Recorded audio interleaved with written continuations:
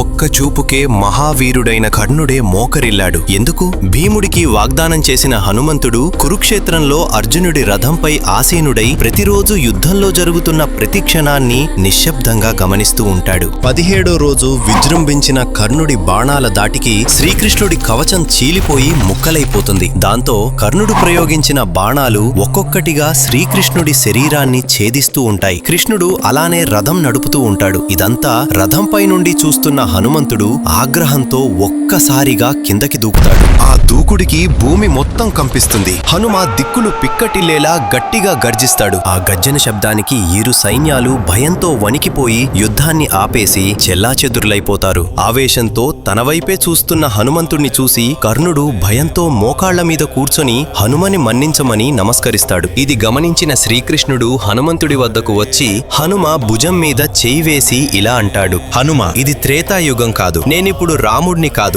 ఇది కోపానికి తగిన సమయం. అంతకంటే కాదు. ఇప్పుడు యుద్ధం విధి ప్రకారం సాగాలి. నీ ఆవేశం యుద్ధాన్ని మార్చేస్తుంది. నువ్వు ఇలా ఇంకా కొంతసేపు కర్ణుడు వైపు చూస్తే నీ చూపుకే కర్ణుడు చచ్చిపోతాడు. నువ్వు తిరిగి వెళ్లి రథంపై కూర్చో అని శ్రీకృష్ణుడు చెప్తాడు. అప్పుడు హనుమంతుడు అలిగిన చిన్న పిల్లవాడిలా శ్రీకృష్ణుడి వైపు చూస్తూ మరో మాట కూడా మాట్లాడకుండా నెమ్మదిగా తిరిగి వెళ్లి మళ్లీ రథం పైన కూర్చుంటాడు. హనుమ ఆశీస్సుల కోసం జై హనుమాన్ అని కామెంట్ చేయండి.